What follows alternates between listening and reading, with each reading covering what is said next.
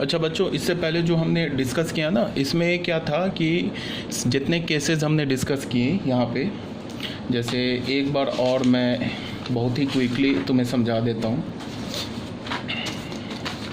जैसे हमने जो ये फर्स्ट केस डिस्कस किया, फर्स्ट केस में क्या बोला कि ये मैंने कंडीशन बताया when two planes are parallel and distinct.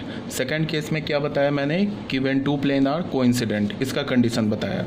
Third plane में जो क्या था कि थर्ड प्लेन जो था हमारा, ये जो थर्ड कंडीशन है, इसमें मैंने क्या बताया, when three planes are parallel and distinct. तो इसमें मैंने क्या बोला, डेल्टा और डेल्टा इज ज़ीरो होगा और there is no solution, system is inconsistent and have no solution. ये हमारा था थर्ड केस। फोर्थ केस में क्या बताया, if any two planes out of the three planes are parallel and distinct and the third plane is non parallel to the two parallel plane, मतलब कि कोई भी तीन प्लेन में से दो प्लेन ऐसे पैरेलल होगा और जो तीसरा प्लेन होगा ना ऐसे कट करेगा। ठीक है, तो भी ऑब्वियस ही बात है कि सिस्टम इनकंसिस्टेंट होगा। इस केस में क्या होगा कि डेल्टा ज़ीरो हो जाएगा और any one of delta I is non zero. ठीक है, ये हमारा फोर्थ केस हो गया। फिफ्थ केस में क्या बोला, if two planes out of the three planes are coincident and the third plane is parallel to the coincident plane, अगर कोई भी दो प्लेन, तीन प्लेन में से दो प्लेन ऐसे कोइंसाइड कर जाए और जो थर्ड प्लेन होगा वो क्या होगा, इन दोनों कोइंसिडेंट प्लेन के पैरेलल हो जाए, तो इस केस में क्या होगा, ऑब्वियस ये बात है, सिस्टम इनकंसिस्टेंट होगा और डेल्टा आई ये क्या होगा, हमारा ज़ीरो होगा। तो ये भी बता दिया, ये हमारा फिफ्थ केस था। सिक्स केस में क्या बोला कि if two planes out of the three planes are coincident and the third plane is non parallel to the two coincident plane, तीन प्लेन में से कोई भी दो प्लेन क्या होगा, ऐसे कोइंसिडेंट हो जाएगा। तो तीन में से कोई जो दो प्लेन आपस में कोइंसाइड हो गया उसमें क्या होगा, मान लो कि plane one and plane two coincide ऐसे हो गया, तो हमने क्या किया कि प्लेन वन या प्लेन टू में से कोई भी एक प्लेन हटा दिया, बिकॉज अगर plane one and plane two आपस में कोइंसाइड हो गया, इसका क्या मतलब है कि plane one and plane two ये दो डिफरेंट प्लेन नहीं है, ये एक ही प्लेन है। तो हमने क्या किया, प्लेन वन हटा दिया। अब हमने प्लेन टू और प्लेन थ्री को देखा कि इनके बीच में क्या हो रहा है, तो प्लेन टू और प्लेन थ्री क्या हो गया कि ये प्लेन टू है और ये प्लेन थ्री ऐसे कट कर गया, देखो ये प्लेन टू ये प्लेन थ्री ऐसे कट कर गया, तो फिर सिस्टम ऑफ इक्वेशन में क्या होगा, कंसिस्टेंट होगा एंड इन्फिनाइटली मैनी सॉल्यूशन होगा। बट ये जो इन्फिनाइटली मैनी सॉल्यूशन है ये एक लाइन पर आएगा, तो ये एक लाइन पर होगा, तो इससे हम लोग इस इन्फिनाइटली मैनी सॉल्यूशन को कैसे रिप्रेजेंट करेंगे, एक सिंगल पैरामीटर से इन्फिनाइटली मैनी सॉल्यूशन को रिप्रेजेंट करेंगे। अब इसमें मैंने क्या बोला कि ये इन्फिनाइटली मैनी सॉल्यूशन होगा, इसमें भी डेल्टा और डेल्टा आई ज़ीरो हो जाएगा और इसे हम इन्फिनाइटली मैनी सॉल्यूशन को वन सिंगल पैरामीटर से रिप्रेजेंट करेंगे या सिंगल पैरामीटर से इन्फिनाइटली मैनी सॉल्यूशन को लिखेंगे।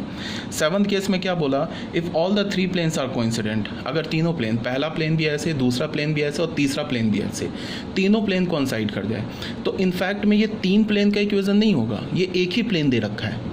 ठीक है, पहले प्लेन को किसी कांस्टेंट से मल्टीप्लाई कर दिया, दूसरा प्लेन आ गया, फिर दूसरे प्लेन को किसी कांस्टेंट से मल्टीप्लाई कर दिया तो तीसरा प्लेन आ गया, तो ये तीन डिफरेंट प्लेन नहीं है, ये एक ही प्लेन है। तो हमने क्या किया कि उस तीन प्लेन में से किसी भी दो प्लेन को हटा दिया। ठीक है, अब जो थर्ड प्लेन बचा वो थर्ड प्लेन में हमने क्या किया कि एक्स वाई जेड में से किसी भी तीन वेरिएबल में से किसी भी दो वेरिएबल को अल्फ़ा बीटा बोल दिया और थर्ड वेरिएबल को अल्फ़ा बीटा के टर्म्स में लिख दिया, तो क्या हो जाएगा, हमारा इन्फिनाइट सॉल्यूशन आ जाएगा। बट ये जो इन्फिनाइट सॉल्यूशन होगा ये एक प्लेन पर लाई करेगा। ठीक है, ये बात आ गई समझ में, यहाँ तक कोई प्रॉब्लम नहीं है। तो ये था हमारा सेवंथ केस। अब बच्चों यहाँ पे क्या है, तुम्हें एक थोड़ा सा यहाँ पे इम्पॉर्टेंट बात क्या है कि अभी तक जितने भी हमने कंडीशंस पढ़े ना उसमें प्लेन्स या तो कोइंसिडेंट था या तो पैरेलल था। ठीक है, बट ऐसा भी हो सकता है कि प्लेन्स जो है ना ही कोइंसिडेंट हो ना ही पैरेलल हो और तब भी डेल्टा ज़ीरो हो जाए। फिर मैं बता रहा हूँ, अब जो मैं ये कोएक्सियल प्लेन बता रहा हूँ ना, इस केस में प्लेन जो होगा ना ही कोई भी दो प्लेन पैरेलल एंड डिस्टिंक्ट होगा ना ही कोइंसाइड करेगा, फिर भी डेल्टा ज़ीरो हो जाएगा। तब क्या पॉसिबिलिटी हो सकती है, इसको अभी मैं आगे डिस्कस करूँगा। ठीक है, एक जो हमारा यूनिक सॉल्यूशन आया था उसमें भी प्लेन पैरेलल नहीं था। बात को समझो, जब delta not equal to zero था तो हमें एक्स वाई और जेड का क्या वैल्यू मिला था, यूनिक सॉल्यूशन मिला था। उसमें भी जो था हमारा, उस केस में तीनों प्लेन्स जो था वो पैरेलल नहीं था, बट उसमें delta not equal to zero मिला था। तो यूनिक सॉल्यूशन में इनफैक्ट क्या हो रहा होगा कि एक प्लेन ऐसे है, दूसरा प्लेन ऐसे कट किया और तीसरा प्लेन ऐसे कट किया, तो पहला प्लेन ऐसे, दूसरा प्लेन ऐसे, तीसरा प्लेन ऐसे कट किया, तो क्या होगा कि उनके बीच में यहाँ पे जो एक पॉइंट आएगा ना, वो एक ही पॉइंट ऐसा होगा जो तीनों प्लेन पर लाई कर रहा है, ठीक है। तो वो जो पॉइंट का कोऑर्डिनेट होगा ना XYZ, वो हमें यूनिक मिलेगा, जो तीनों प्लेन्स को सेटिस्फाई करेगा या तीनों इक्वेशंस को सेटिस्फाई करेगा। इस केस में डेल्टा जो होगा ना, डेल्टा वो ज़ीरो के इक्वल नहीं होगा। बट ऐसा भी हो सकता है कि डेल्टा ज़ीरो हो जाए, डेल्टा ज़ीरो हो जाए और तीनों प्लेन्स आपस में नॉन पैरेलल हो, तब क्या पॉसिबिलिटी होगी, उसको मैं यहाँ पे डिस्कस कर रहा हूँ एज अ सेपरेट केस। ये हमारा 7th पॉइंट है, कोएक्सियल प्लेन्स। तो सबसे पहले तुम ये समझो कि कोएक्सियल प्लेन्स किसे बोलते हैं। अगर कोई भी मैंने बोला कि प्लेन 1, प्लेन 2 एंड प्लेन 3 ये कोएक्सियल प्लेन है। इसका क्या मतलब है कि किसी भी दो प्लेन के लाइन ऑफ इंटरसेक्शन से तीसरा प्लेन पास कर रहा है। अगर मैंने बोला ना plane 1, plane 2, plane 3 coaxial plane है, इसका क्या मतलब है, किसी भी दो प्लेन के लाइन ऑफ इंटरसेक्शन से तीसरा प्लेन पास कर रहा है। जैसे हमने क्या बोला, planes passing through line is called a coaxial plane. अगर कोई तीन प्लेन या तीन से ज़्यादा प्लेन अगर किसी एक स्ट्रेट लाइन से पास कर रहा है तो उसे हम क्या बोलेंगे, कोएक्सियल प्लेन।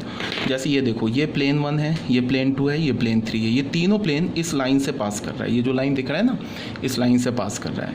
ये जो डॉटेड लाइन का क्या मतलब है, जो प्लेन के अंदर वाला जो है ना, ये डॉटेड लाइन का मतलब है कि ये दिख नहीं रहा है। ये जो लाइन है ना, ये जो हमारा सॉलिड लाइन है, सॉलिड लाइन का क्या मतलब हुआ कि जो हमारा ये जो सॉलिड लाइन है, ये solid line out of the plane है, ये प्लेन से बाहर है। और ये जो हमारा प्लेन है, और ये जो हमारा, ये जो ऐसे करके जो है ना, ये डॉटेड लाइन, ये इनसाइड द प्लेन है, ये प्लेन के अंदर है, ये प्लेन के ऊपर से है और ये प्लेन के अंदर है। तो ये तीनों प्लेन ना इस लाइन ऑफ इंटरसेक्शन से, देखो बच्चे, ये जो लाइन ऑफ इंटरसेक्शन दिख रहा है ना, इस लाइन ऑफ इंटरसेक्शन से तीनों पास कर रहा है। तो plane P1, P2, P3 coaxial है।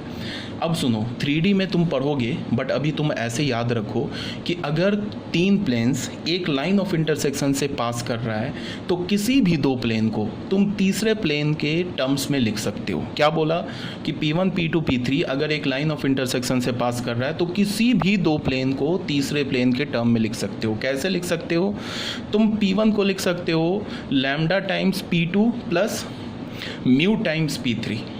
तुम P2 को लिख सकते हो lambda times P1 plus mu times P3। तुम P3 को लिख सकते हो lambda times P1 plus mu times P2। किसी भी एक प्लेन को तुम दो प्लेन के टर्म्स में लिख सकते हो। यही बात यहाँ बोला गया है।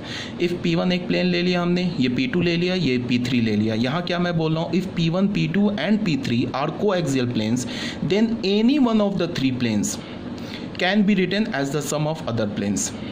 हमने क्या बोला, P3 को कैसे लिख सकते हैं, lambda times P1 plus mu times P2। ये 3D में तुम पढ़ोगे, बट अभी तुम याद रखो।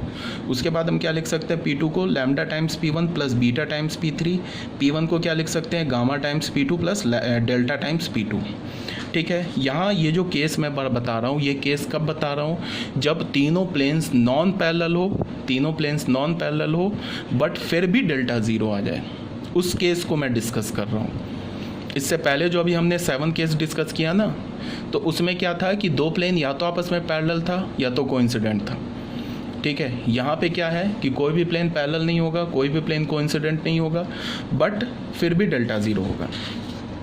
तो यहाँ पे क्या है कि अगर हमारे पास तीन प्लेन एक लाइन ऑफ इंटरसेक्शन से पास कर रहा है तो इस केस में भी डेल्टा और डेल्टा ही ज़ीरो होगा। And the system of equation are consistent and having infinitely many solution. ठीक है। यहाँ भी डेल्टा और डेल्टा ही ज़ीरो होगा, सिस्टम क्या होगा, इनका कंसिस्टेंट होगा और इन्फिनाइटली मेनी सॉल्यूशन होगा।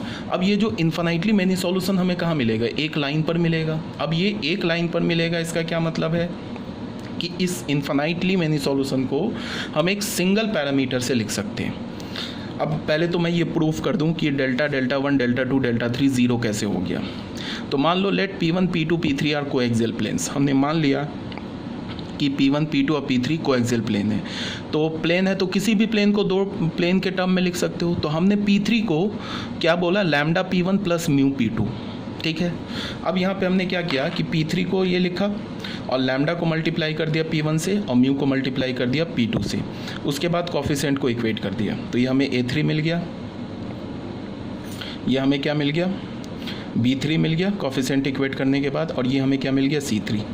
ठीक है। और यहाँ से हमें क्या मिल गया D3 in terms of D1 and D2, C3 मिल गया in terms of C1 and C2, B3 मिल गया in terms of B1 and B2, A3 मिल गया in terms of A1 and A2, ठीक है। अब हमने डेल्टा लिखा, मैं ये प्रूफ कर रहा हूँ, देखो बच्चों मैं डेल्टा 1 ये कैसे ज़ीरो हो गया ये मैं प्रूफ कर रहा हूँ। तो डेल्टा ये हमने लिख लिया। अब A3 को क्या लिख दिया, lambda times A1 plus mu times A2, B1 को क्या लिख दिया, B3 को lambda times B1 plus mu times B2, C3 को क्या लिख दिया, lambda times C1 plus mu times C2, ठीक है।